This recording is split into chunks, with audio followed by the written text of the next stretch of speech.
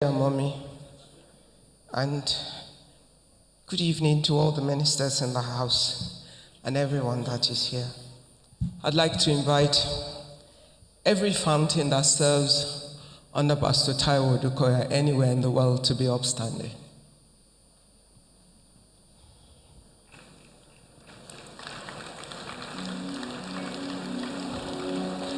You know, it's difficult to talk about a man that is so simple, so open, so easy to read, because everybody is going to say the same thing, because Pastor is a consistent man. He's not fake. He doesn't have different faces for different situations. He's one and the same person, and you can trust that whoever you know Pastor to be, that's exactly who he is. But I'm representing my colleagues who are pastors that serve under him. And I'm going to read some words that I try to put together to describe him, quickly, because I want to give some context to the words. Pastor Taiwo is humble to a fault. We all know that.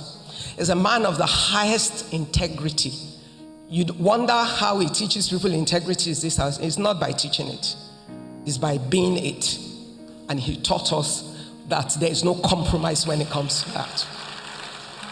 Pastor Ben Akabweze wrote a tribute, and in his tribute he said he served when he was chief executive of a financial institution in his daytime calling. One of his staff was a member of our church, and somehow had fraudulently made some money, and they tracked it, and they found part of it was money that he gave as offering in the church. And he, being a pastor as well, called Pastor Taiwo. We all know many records of incidences, and said to Pastor, this is what happened with this gentleman, these are the facts. Pastor Taiwo said, what did we do as a church? Every dime of the offering that came from that guy was returned to that institution. That's the Fountain of Life Church. But more than that, that's the pastor that is called Pastor Daniel Taiwo Odukoya. And therefore, he taught every man who served under him, if you want to serve God, you can only serve him with integrity.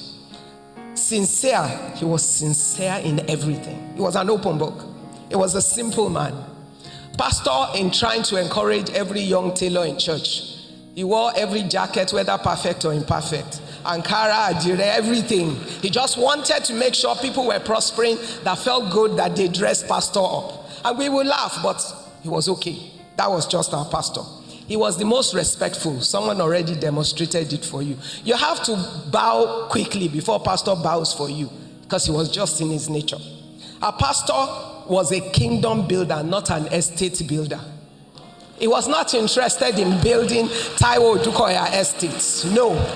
All he wanted to do was to build the kingdom of God and nothing more. When I think of Pastor Taiwo and I think of the song, Take the Stage, Lord, have your way, I'm just a vessel, nothing more. That's who he was. He was nothing more than a vessel. All he wanted to do was to live and let God take the glory for his life. So in his pain and in his joy, he gave everything back to Jesus, never keeping anything for himself. The day Pastor Bimbo passed and they came to give him the message, Pastor Taiwo Odukoya, as they told him, he went from the edge of the seat where he was sitting, on his knees on the floor, bowed his head, started worshiping God. He was crying, but he was worshiping his God. We could only keep him away from the Thursday showers after. The Sunday immediately after, he insisted he was going to church. Why? He said the people need to be encouraged. He is the one who lost his wife. We, the people, are the one he was worried about. You're wondering who our pastor was? He was contented in himself. Total contentment. Had no inordinate ambition. We were sure that our offering and all our tithes were safe in this house. And they were used for all those kind of works that you saw. Oshoji boys. We had a kitchen where anybody can go and eat. We were doing 1,000,001 things trying to change the lives of other people. Because Pastor Daniel Taiwo Odukoya was not trying to build a kingdom. In fact, when they built him a house, it was because the church said, okay, you're going to be 50. You will own your own house. because he was not going to touch anybody's money, but yet he was ready to die serving the same people that he was called to. That's our pastor. He was totally non-materialistic, same thing as what I've told you. Caring for others, that was pastor's second day job. I don't know how many testimonies we have of what he did. Now, what I want you to note is that everything he was doing was in teaching us how to pastor. He showed us by example, not by words. He will always tell us that he was called to raise leaders. You know, when people used to think when Pastor Bimbo died, that Fountain would die, they didn't understand Pastor Taiwo. Pastor was called to raise leaders. Pastor Bimbo Odukoya was the first fruit of his ministry. And thereafter, he raised 1,000,001 fruit. If you're a fruit of Pastor Taiwo's ministry, I want your hand up. We're unashamed. We're proud of the man who gave his life to raise us. We're proud of the man who taught us what we know. Most of us never thought about ministry.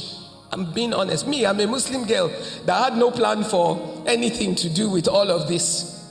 But just from going to the fellowship that they were having before starting the church, one day pastor walked in and said, the Lord said you will head the business fellowship. I'm looking at the man, head which business fellowship? In the church that has not even started. But did I not head that business fellowship for many years? Did I not gain from it, and did my business not get built up because I was serving in a ministry that was called to that? Like someone said, he was a seer. He always saw the future before we could see it. And for each and every one of us, he saw the hand of God in our lives before we ourselves could see it. Pastor Taiwo is a nurturer. He invested time in nurturing and in teaching. You know, one of the things that would forever make me love my pastor, one day someone called me and asked for a meeting. Why? He said, how can you run a ministry as big as Christian Missionary Fund and be a serving pastor in a church? I didn't understand, because that was the only thing I knew. The only way I knew was the way of my pastor. I didn't know that it was an abnormality that in some other churches you could not have a ministry that wasn't competing, but in some churches either the ministry comes under the church or you shut down the ministry. I didn't even understand what the call was. When I told Pastor Taiwo that I had a dream to do something with missionaries, the man laughed, went to his very rich library, brought out some books, gave me homework, said, go and read, Pastor Blessing. When I finished reading, the next time he called me in church, he said, come, I've set up some missionaries from Capro to come and talk to you. They were waiting for me in church to come and explain to me what missionary work in Nigeria was. The next time, he called me and said, okay, even though I just had a baby, you're going to go to mission school. I said, yeah. He said, yes. Christian Missionary Foundation is running a mission school at Foursquare in Yaba. 1 month, Monday to Thursday, sent me there. By the time I finished the school, I understood the call. And I'm sure that 95.5% of the time that Christian Missionary Fund held an event, Pastor Taiwo was sitting there, he was present, and he always gave. I am just saying he's a nurturer. He nurtures, he does not just encourage you, he nurtures the vision in all of our hearts. When he sends you forth, he sends you, backing you up every step of the way. Let me tell you one most unusual thing about my pastor. Have you seen a pastor that comes one day and says that all the parishes that we have as a church in Nigeria, that as the Lord called him, he called all the pastors there too. That so on that day, even though Fountain had invested in the setup of all of those churches across the country, he released all of them, said, everything invested in your church, I give you. Go and prove your call and the ministry of the Lord in your life. He called you the way he called me. No materialistic instinct in Pastor Taiwo's life. That's what he taught us about ministry. He's a compassionate, selfless man. Pastor never thought about himself. Always. Pastors, think about yourself a little bit, please. But our pastor never thought about himself. Always, always, always thinking about us. He had an irrepressible spirit. I had to go and find a simple way to explain that. You know, full of energy, enthusiasm, it was impossible to stop. You know, Pastor, I can jump from there to here. He can sing, he can love. I cannot even explain the man, because there are no words that can capture Pastor Taiwo as he was. Every pastor had full access. We don't have a pastor that you are shaking to see. No, we had a man, a human being who had feelings for other people. A father, a lover, a carer. We had a man who had a heart like Christ as our pastor. A man who thought about you before you think about yourself. A man who was in your corner before anybody decides that they want to help you. A man who fights your battle before you even know you're in the middle of a battle. That was Pastor Taiwo Odukoya. Generous to a fault. I don't even know how many tributes we've received of people that we did not know, where Pastor Taiwo met them and somebody said, and he sent me 200,000 and he sent 100,000 and he did this. I was in England, I had a child that was autistic and he did this. I don't know. When the man gets to heaven, right now I'd like to see how many stars are on his crown.